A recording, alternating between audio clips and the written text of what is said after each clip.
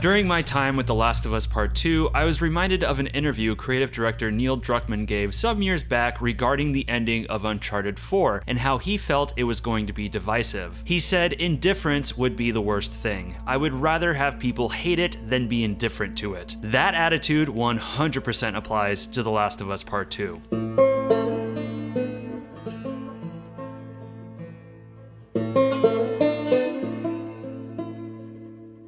Naughty Dog has returned with what is easily their largest, most ambitious, and ballsiest game to date. But is this sequel to one of the most revered video games of all time worthy of the same greatness, or has the dog finally tripped up? Well, let's jump right in and find out before the clickers get us.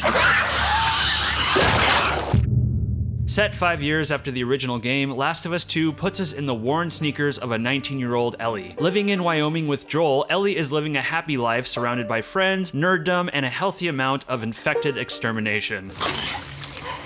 However, when a heinous act of violence befalls Ellie, she sets out on a mission to Seattle, where she finds herself in the middle of a territory war between the Washington Liberation Front, Wolves for short, and the Seraphites, a violent religious cult. Like the first game, The Last of Us Part 2 is a third-person action game with survival horror elements that puts the player in open-ended combat situations where they can either take enemies head-on or with stealth. In between the action, the player can explore a bevy of gorgeous post-apocalyptic environments, gathering supplies and solving puzzles. Taking the story and gameplay out of the equation, the first thing I feel needs to be touched on is the technical and artistic achievement Naughty Dog has produced. To say The Last of Us 2 is a gorgeous looking game is an understatement. The sprawling rainforest that is the Seattle quarantine zone is dripping with an overwhelming amount of detail. Being a person that grew up in Washington State and having visited Seattle many times, seeing the attention to detail present in the post-apocalyptic versions of landmarks I've been to was jaw-dropping and a bit spooky, a bit too real. I played through the game with a friend of mine, and during gameplay we would spend minutes just examining the ruin around us, theorizing how a freeway collapsed or how erosion created a sinkhole. While exploring, you'll come across houses, apartments, and businesses, each with their own specific, highly detailed assets. At one point in the game, we became enthralled with what appeared to be an office that used to house a website dedicated to biking culture. Before that, we came across an optometrist office that had the little plastic replicas of the human eyeball. It's insane. Supporting this master craftsmanship is the game's equally stunning art direction. The green and blue hues of the Seattle rainforest are haunting yet beautiful, with the reds, pinks, and oranges of the infected contrasting against them. The deep orange lights and brown leathers of the enemy Seraphites also create an atmosphere of a group of hunters that may be one with nature, but ultimately clash with it. She was probably just trying to make you jealous. I would never... Facial animations for characters are simply unmatched. The incredible and nuanced performances of both Ashley Johnson and Troy Baker are perfectly realized in their gaming avatars. It's hard to believe at times that Joel and Ellie are artificial computer people. Rounding all of this out are the equally impressive performances from Shannon Woodward and Laura Bailey. I shouldn't have kissed you in front of all of those people. No, you were drunk, it's fine. Well, still, I don't want you to think... No, I'm not reading into it or anything, I mean, my god, Naughty Dog has once again set the bar so freaking high that I have to imagine other developers are exhausted trying to keep up, even within the Sony studios. Since the environments are so well crafted, players will find plenty of motivation to explore them. In terms of gameplay, exploration has seen the most improvement over the last game. Much like Uncharted Lost Legacy, Last of Us 2 initially places you in an open area where the player is free to explore at their own leisure. Optional side areas are abundant, rewarding curious players with additional supplies, along with a story from the initial chaos of the outbreak. An early example of this is when Ellie crawls into a bank where she discovers the bodies of a crew of bank robbers that attempted to rip off the establishment during Outbreak Day. Obviously, it didn't go well for them. Thanks, dude. Exploration can also reveal story moments and cutscenes that players rushing through can easily miss. Making the exploration more dynamic is a handful of new traversal abilities the player can employ. Ellie can now go prone, letting her crawl into tight spaces, and she can freely squeeze through cracks or spaces in the wall. Windows can now be shattered with bricks, glasses, or the butt of your gun, often letting you bypass locked or blocked doors. And you can jump, which actually feels pretty shoddy. I know this is a more grounded game, and it would be ridiculous if Ellie had Nathan Drake hops, but jumping feels stilted and unresponsive. Luckily, you only have to use this in a few spots. There's more of a focus on puzzles too, specifically rope puzzles where you have to figure out a spot to throw and tether a rope so Ellie can climb or swing herself into inaccessible areas. Rope puzzles are actually pretty tricky, but are fun and rewarding to suss out. And of course, it wouldn't be a Naughty Dog game without some fun banter between Ellie and her companions along the way. You know you're gonna die? Let me guess. You're gonna kill me? No. Maybe. Fuck you. Shit. When it comes to combat and stealth, Naughty Dog took the if it ain't broke, don't fix it approach, which was wise considering how solid the first game played. Enemy encounters see you in large, sprawling areas teeming with multiple pathways and cover options that give the player a surprising amount of choice in their approach. The more shooter-centric approach has Ellie taking on enemies with a pistol, rifle, shotgun, and my personal favorite, the bow, which all returned from the original game.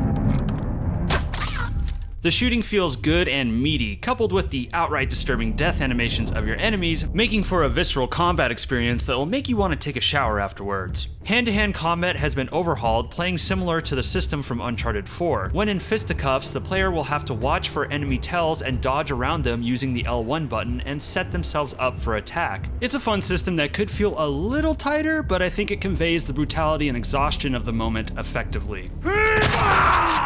Supplements return and, like in the first game, function to upgrade your abilities, but this time the system has been expanded upon with unique skill trees. Through the game, you unlock 5 skill trees: survival, crafting, stealth, precision, and explosives, with upgrades such as increasing your health, listen mode clarity, along with better aiming and crafting for your weapons. It's a welcome improvement to the system that encourages multiple playthroughs, seeing as how it's not possible to max out all of your trees in a single playthrough.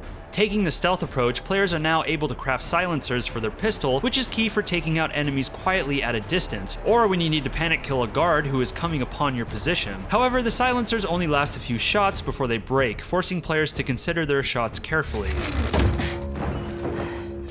Sometimes enemies will have a canine companion that can pick up on Ellie's scent, indicated in listen mode. It's difficult to throw the dogs off your trail, but if you place a trap mine, the situation will typically sort itself out.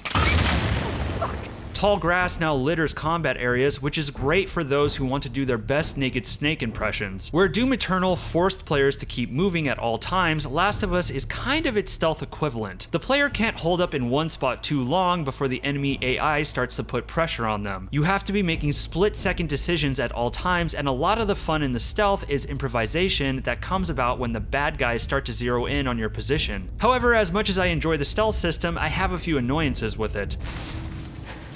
For starters, while you can still grab enemies, drag and dispatch them in hidden spots, I'm surprised we still don't have the ability to pick up bodies or at least drag them to better conceal. I'm assuming this was omitted so players were forced to be more mindful of their targets, but in situations where the player might get surprised by a guard and have to eliminate them quickly, the feature would have been appreciated. Also, I really wish there was a system to mark your enemies. Marking has become a standard feature in most modern stealth games, and while some would argue listen mode is enough, a lot of these stages have so many enemies in them that keeping track of all of them is pretty difficult. Don't be surprised if while sneaking up on one enemy, you're suddenly blindsided by another who is just in some random corner.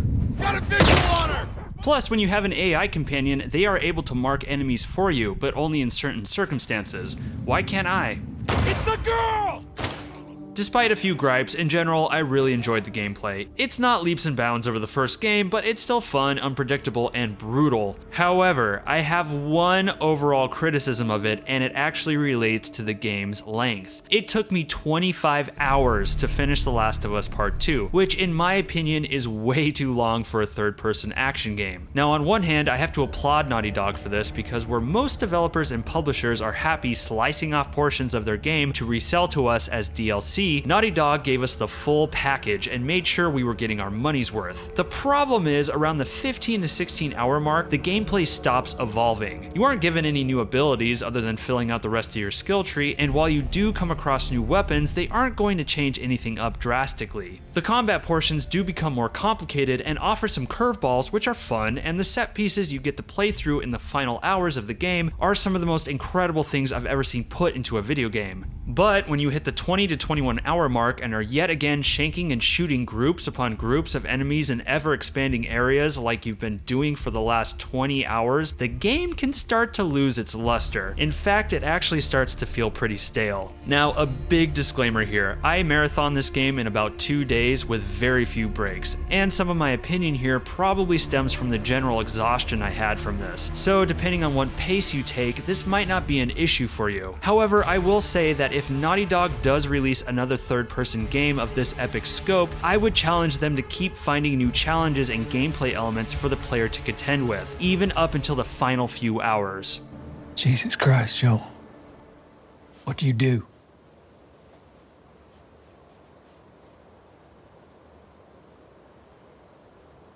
I saved her. Okay, before we wrap this sucker up, let's talk about the story. The story of The Last of Us Part 2 is profound and devastatingly emotional, focusing on themes of revenge, hate, and the morality of violence. It's a challenging narrative that will polarize many who play it. Some will love the messages this game has to offer, finding them to be nuanced, thought-provoking examinations of the destruction human conflict and hate can bring, on top of the fact that the story offers some bitingly earnest commentary on the nature of violent video games, while others will see this as an exercise in misery, a game that revels in making the player feel hopeless and terrible with its bleak outlook and the maddening choices of some of our lead characters. And honestly, both of these opinions are totally valid, and that's what I think makes this game so great. The Last of Us Part 2 will elicit some strong emotions that will lead to a lot of argument and discussion in the coming months, maybe years, which is what I think Naughty Dog wanted all along. I mentioned at the beginning of this review Neil Druckmann's preference for people to hate his game rather than be indifferent towards it. This is a statement I strongly agree with, and this is what he means. Growth.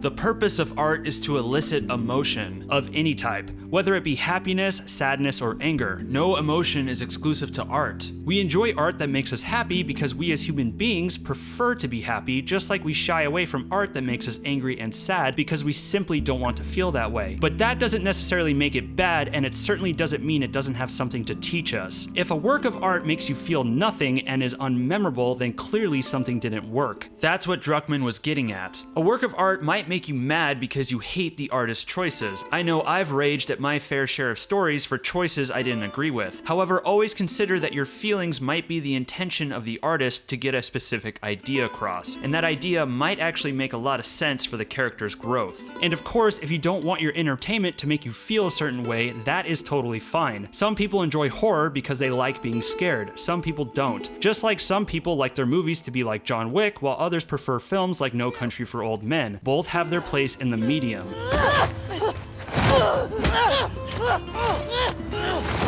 If it isn't obvious, I did thoroughly enjoy The Last of Us 2's story. I appreciated the risky choices Naughty Dog took, and while some of them ripped my heart out and threw it on the ground, I felt they made sense for the characters and tied in with what the game was ultimately about.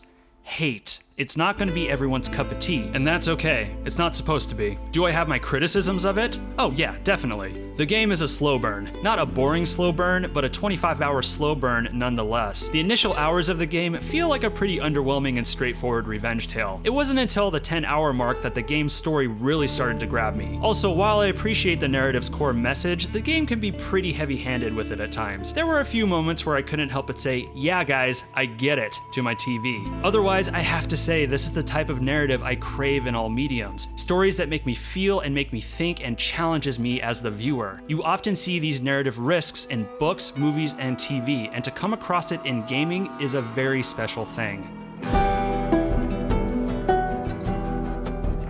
While I absolutely loved my time with The Last of Us Part 2, it's hard for me to give a clear recommendation for this game because I know people's reactions towards it are going to be all over the place. If you are expecting and wanting the emotional journey of the first game, then you will be sorely disappointed. But if you want to play a narrative that is truly unique, emotionally challenging, and will make you reconsider how you view the gaming medium, then run towards this game at full speed. This game will never have the universal acclaim of the original, and that's okay, because I believe when developers take a chance on a narrative like this, it moves the art form forward.